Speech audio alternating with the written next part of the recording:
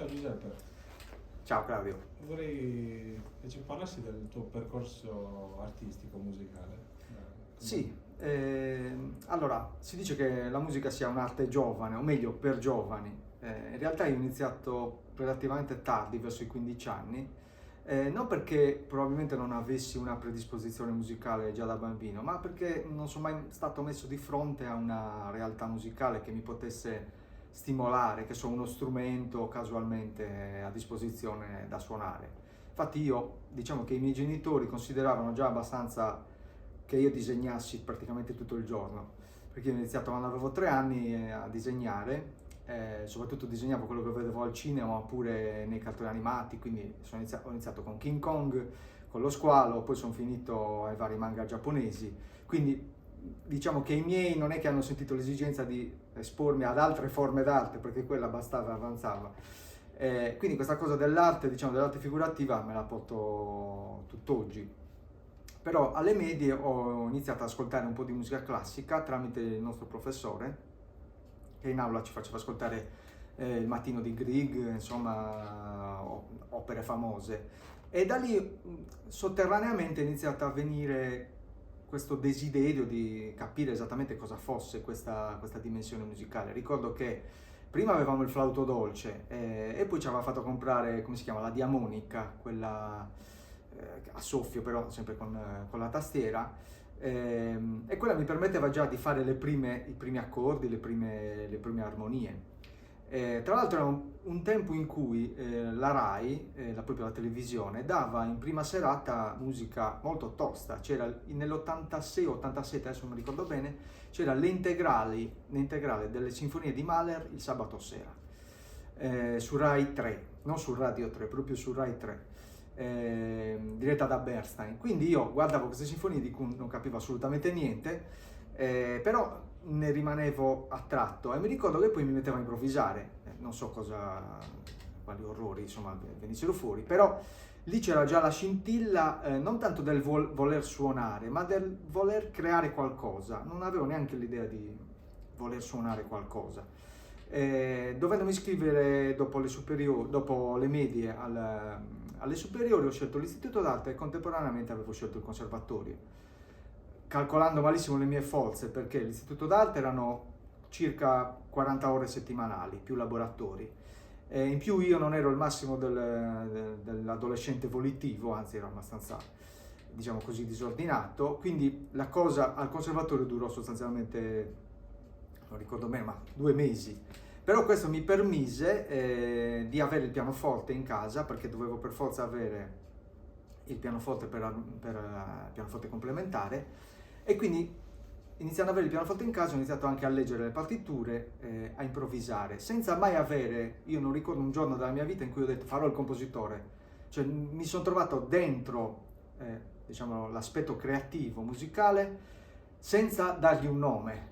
Mi rendevo conto che improvvisavo e volevo segnare queste improvvisazioni, ma non lo sapevo fare. Addirittura mi ricordo che quando iniziavo sentivo parlare di minore e maggiore, io pensavo che minore fosse i suoni bassi e maggiore i suoni alti, quindi non avevo nessuna concezione della teoria, quindi mi orientavo al buio, diciamo così. Però questo mi ha permesso piano piano di iniziare un po' a leggere la musica e poi, dopo appunto aver imparato a leggerla, iniziare a scriverla. Anche se magari facendo degli errori di solfeggio, di interpretazione ritmica di quello che improvvisavo. Quindi verso i 18 anni avevo già sostanzialmente iniziato a comporre. Mi ricordo che verso i 18 anni avevo scritto una sonata in 3 movimenti che ho buttato, perché ho praticamente eliminato tutto quello che ho scritto fino ai 25 anni, ma è stato un errore mio, nel senso che è il classico pensiero: cosa penseranno quando morirò, quando ritroveranno queste cose? Allora ho buttato tutto, perché se li ritrovavano era una cosa orrenda, e quindi praticamente non esiste niente di quello che ho scritto. Avevo lavorato molto sino ai 25 anni. Mi ricordo che appunto verso i 25-26 anni ho scritto questo ricercare per orchestra d'archi, che è di una complicatezza assurda, e da lì ho iniziato a mantenere le composizioni, cioè a non liquidarle, diciamo così, brutte o meno brutte, Ho capito che comunque era il frutto di un lavoro e quindi questo lavoro doveva essere in qualche misura conservato o perfezionato nel tempo, diciamo così. E quindi sostanzialmente da quel periodo lì non ho mai smesso di comporre. Devo dire il ritmo è molto aumentato adesso, ora sono sicuramente molto più stabile da un punto di vista della capacità di lavoro all'interno della composizione. Prima era molto più incostante, però c'è una sostanziale continuità. Per quanto riguarda la formazione, appunto non ho fatto il conservatorio, mi sono però laureato al DAMS di Bologna. È stata una scelta, io non ho mai avuto troppa simpatia per il conservatorio, ma non perché lo consideri un luogo terribile, perché forse in relazione al mio temperamento non era il luogo più adatto. Invece mi sono reso conto che l'università legata alla musica era qualcosa che era molto più vicino al mio modo di essere, perché mi permetteva di approfondire aspetti, diciamo, umanistici e in più aspetti tecnici, e poi comunque la composizione la facevo io per conto mio. Questo trasferirmi a Bologna sono rimasto 7 anni, diciamo così, fra studio, lavoro, lezioni, e mi ha permesso di, a parte vedere praticamente tutti i migliori musicisti del mondo, assistere, ho visto almeno 5-6 concerti di Abbado, comprese prove, pianisti li ho visti tutti, poi tutti quelli almeno molto importanti. Poi ho avuto la fortuna, o magari per qualcuno può essere anche sfortuna, comunque io la ritengo una fortuna, di aver assistito a concerti di Stockhausen per ben 3 volte. Era il 2000, se non mi ricordo, 2005-2006, perché lui veniva in Emilia Romagna, era stato a Modena, è stato a Bologna, aveva fatto Octofoni non mi ricordo se era al Teatro Manzoni di Bologna, e quindi era un'immersione nel suono molto particolare con lui presente alla console, quindi insomma un evento abbastanza interessante. Ma potrei stare 2 ore a parlare, insomma, di tutti i personaggi che ho avuto la fortuna di poter sfiorare almeno, e che quindi probabilmente sono anche più utili di un corso al conservatorio. Ti danno un'esperienza particolare e poi ti creano una tensione interna che ti costringe a imparare cose nuove e a sviluppare ancora di più l'aspetto tecnico compositivo, diciamo, ecco. Questa è stata la formazione. Io in realtà poi, per quanto riguarda la tesi, la laurea, ho fatto una cosa che verteva su Beethoven e Schubert, perché comunque rimane il repertorio di riferimento per me. Non tanto riferimento storico, proprio riferimento musicale, diciamo così, atemporale. Per me Beethoven non è un pezzo di storia che io indago perché sono curioso di quel momento storico. Per me è un metodo non solo di vita, ma proprio per quanto riguarda l'approccio verso la composizione. Ovvio che uno non scrive alla Beethoven perché sarebbe un po'... C'è chi lo fa, io lo rispetto perché non c'è niente di male. Però siccome il modello è enorme, quindi mettersi a scrivere nello stile di un modello enorme vieni subito schiacciato quando inizi, perché comunque non fai niente di simile o paragonabile e in più è spersonalizzante. Però è un modello per quanto riguarda il metodo, e il metodo di Beethoven era appunto quello di scavare all'interno del materiale finché non si otteneva quello che era l'obiettivo ideale che era del compositore. E quindi questo ci fa pensare che sì, ovviamente siamo di fronte a un talento, siamo di fronte al genio, ma che il genio non ha niente a che fare, almeno nel suo caso, con l'ispirazione che viene dall'alto, involontaria. Lì si vede proprio negli schizzi che c'è un obiettivo da raggiungere, per esempio una struttura, oppure la conformazione di una melodia, che non arriva subito, ma arriva dopo svariate prove. Addirittura c'è una battuta del quartetto opera 131, quello in do diesis minore, che è stata scritta, mi sembra, 12 volte. Una battuta solo, nel senso che lui ha scelto poi il modello migliore della condotta delle parti per quella battuta. Quindi è chiaro che dietro la creazione c'è un elemento di volontà. Ora, dire che la volontà basta a fare capolavori è sbagliato. La volontà è trascinata da un'idea, e la pulsione verso quell'idea che secondo me è alla base del concetto di genialità, cioè avere proprio un ideale, quella musica deve avere quell'effetto e in relazione a quell'effetto io muovo tutte le mie energie. Da questo punto di vista mi sembra un modello imprescindibile. Poi quando compongo nel mio piccolo non è che vado a copiarlo stilisticamente, però applico quel metodo di ricerca, diciamo così, perché io sento di avere diciamo così, un ideale che poi magari non raggiungo, però so che per approssimarmi nel migliore dei modi a quell'ideale devo martellare il più possibile. Quindi sicuramente quello è il mio modello massimo e in più è anche il musicista che preferisco da un punto di vista prettamente musicale. Poi ovviamente nel Novecento ho 30 nomi da fare di compositori che continuano a influenzarmi, che amo, e sarebbe anche difficile sintetizzare. Potrei dire che da una parte c'è la figura di Strauss, Richard Strauss, che mi attira particolarmente perché in lui ci sono tutte le problematiche della nostra contemporaneità, cioè il fatto che bisogna essere moderni, ma non come diktat, come necessità dell'essere vivi, diciamo così, bisogna essere dentro il mondo, ma allo stesso tempo una parte di noi vuole quelle che erano le dolcezze del passato, diciamo così, quegli elementi a cui siamo nostalgicamente legati. Ora, l'unione di questo aspetto, cioè un aspetto nostalgico e l'esigenza di essere nel mondo, secondo me in Richard Strauss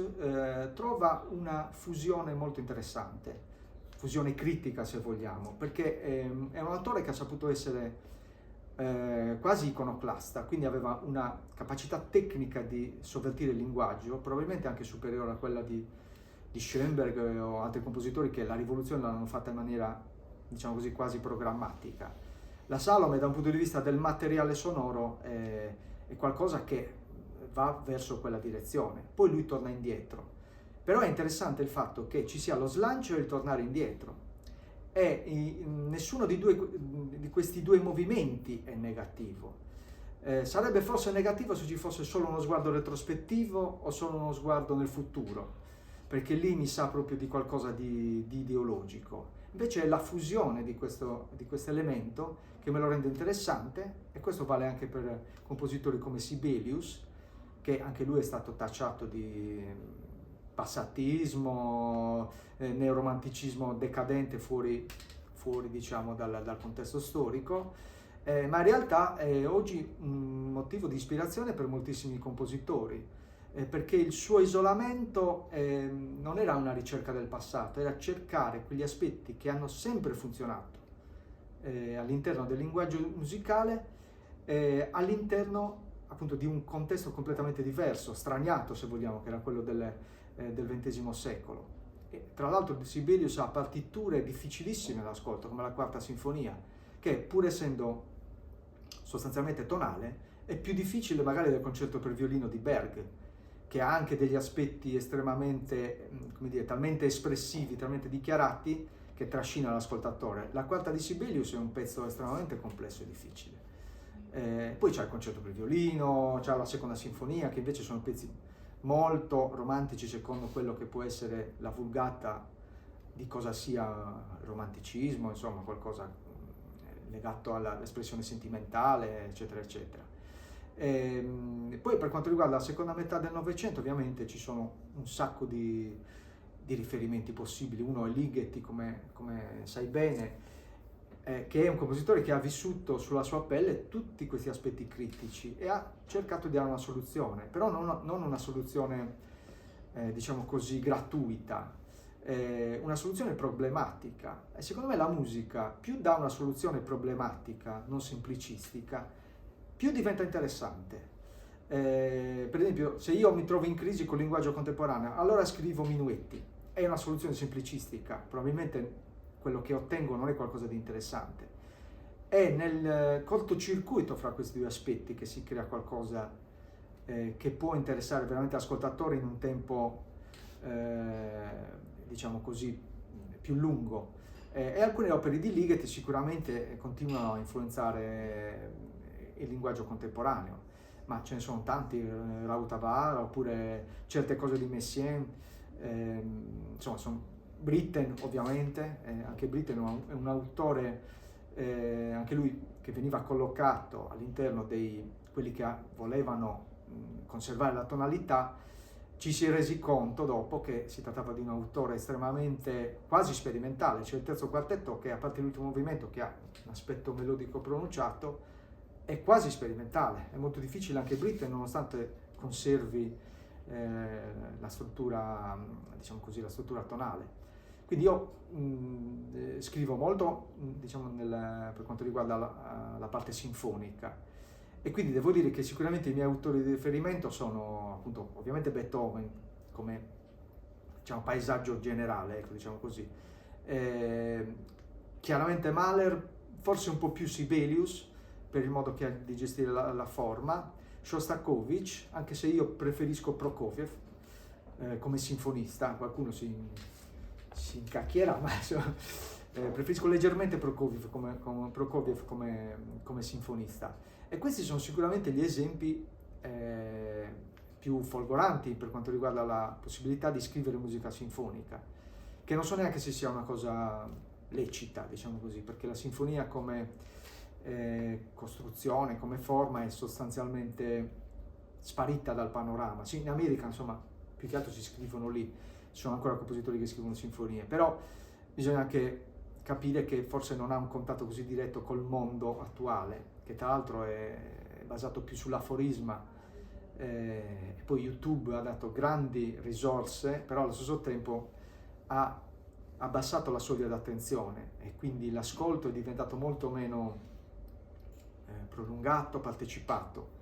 Quindi scrivere sinfonie, che a volte nel mio caso possono durare anche 70 minuti, può essere sicuramente controproducente, però ho questa esigenza di creare una narrazione musicale, anche perché ho questa idea, diciamo così, di solito si cerca l'ispirazione prima di iniziare a comporre, cioè si spera di averla prima e poi il materiale che uno ha lo mette in atto.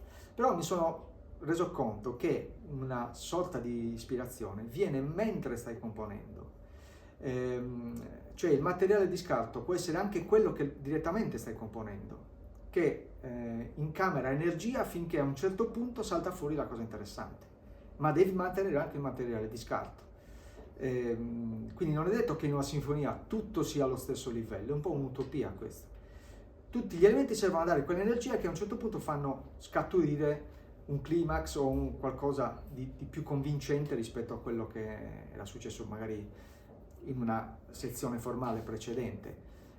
Questo si vede anche in compositori, anche in Sibelius ci sono molte parti che sembrano, anche della quinta sinfonia, che sembrano totalmente vuote, però capisci all'interno della narrazione sinfonica che quel vuoto serviva a far sì che i picchi, le vette, spiccassero in maniera ancora più marcata, quindi c'è una dialettica anche da questo punto di vista.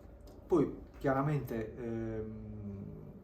mi occupo anche di, diciamo così, per quanto riguarda la composizione, dell'aforisma o di miniature, soprattutto da un punto di vista pianistico, anche perché sono meno pesanti come responsabilità formale, perché comunque quando non devi progettare grandi porzioni di tempo dal punto di vista musicale ti concentri di più sulla qualità dell'idea, sulla, diciamo così, raffinatezza del particolare, e questo rilassa da un punto di vista compositivo. È molto diverso l'atteggiamento psicologico che si ha quando si scrive un'opera di dimensioni un po' più grandi rispetto a quando si scrive qualcosa di piccolo. Sai che comunque devi contenere le tue ambizioni. Questo è un meccanismo che io ho notato essere proficuo, cioè il fatto di non essere ambiziosi quando si compone. Cioè, mi spiego meglio. Se uno deve scrivere una sinfonia, pensa che ci voglia un tema adatto a scrivere una sinfonia, quindi qualcosa di proporzionato alla entità formale che si sta affrontando. Molto spesso però le migliori idee vengono quando non hai ambizioni, cioè non hai di fronte a te lo scoglio di scrivere una cosa gigantesca e quindi trovare una cosa adeguata a quell'obiettivo. Quindi le migliori idee vengono quando hai in testa di scrivere una piccola danza, una canzone, oppure quando, per esempio, io a volte guardo film e ho il pianoforte davanti e improvviso. E mentre improvviso e non sto pensando a quello che sto suonando, perché sto guardando il film, lì mi vengono le idee migliori, perché la coscienza è un po', come dire, è alleggerita, non è appesantita da qualcosa, dall'obiettivo, devo raggiungere, devo fare. È un po' in contraddizione con quello che ho detto prima sulla volontà, però in realtà le due cose devono andare in concertazione, insomma. Ecco, mi sono dilungato. Una tua opera che ti rappresenta? Dunque, quello è difficile da dire perché non posso avere una percezione esterna di quello che faccio. La mia opera che preferisco è il concerto per orchestra, che è stato scritto l'anno scorso. Non lo so, forse non mi rappresenta tantissimo, però è un'opera in cui io secondo me sono riuscito a trovare un po' un equilibrio che prima forse mi mancava, fra appunto leggerezza dell'ascolto, cioè possibilità di ascoltare un brano lungo fino quasi alla fine per chi vuole, e complessità e allo stesso tempo una superficie che sia immediatamente, tra virgolette, comprensibile. Perché io devo dire che sono andato verso la semplificazione gradualmente, senza neanche rendermene conto. E questa composizione secondo me rispecchia abbastanza questa volontà. Ha molti echi guerreschi, anche perché è stata scritta nel periodo in cui è iniziata la guerra. Non che io sia molto, come dire, suscettibile di essere influenzato da cose esterne, in realtà mi influenzano pochissimo le cose dell'attualità in relazione alla musica, però devo dire che quella mi ha influenzato parecchio, non in senso filantropico, ma in senso proprio di azione. Infatti soprattutto nell'ultimo movimento c'è un certo aspetto bellico, diciamo così, che si trova nei temi quindi questo aspetto mi ha, devo dire, sicuramente influenzato. Poi cosa può essere rappresentativo all'esterno non lo so, perché per esempio potrebbe esserlo una cosa che se venisse eseguita, anche se molto impegnativa, che è la Sesta Sinfonia, che è legata alla Nave dei Folli, soprattutto al dipinto, anzi sì, c'è un dipinto, c'è anche un'incisione. È un brano che mi interessa perché mi interessa la soluzione formale che ho adottato, perché ho immaginato il viaggio dei folli verso Narragonia, che è una sorta di inferno, in cui ogni folle con uno strumento fa la sua danza. E quindi è venuta fuori una sinfonia che, non mi ricordo quante sono, una specie, forse 9-10 danze, più una tempesta di mare, che si susseguono. E siccome a me piace molto l'arte fiamminga, e la possibilità di trasporla a livello musicale, sono anche abbastanza legato a questa composizione che, se potesse essere eseguita, magari potrebbe rappresentarmi un po', ecco, diciamo. Il futuro della musica per te? Soggettivamente oppure in generale? A livello... Sia soggettivamente che... Allora, per quanto mi riguarda, spero insomma che la mia situazione in generale migliori, ma quello è ovvio, perché speriamo, insomma, è molto difficile per un compositore sia farsi conoscere, farsi eseguire, insomma non è semplice, soprattutto magari in Italia non è facilissimo.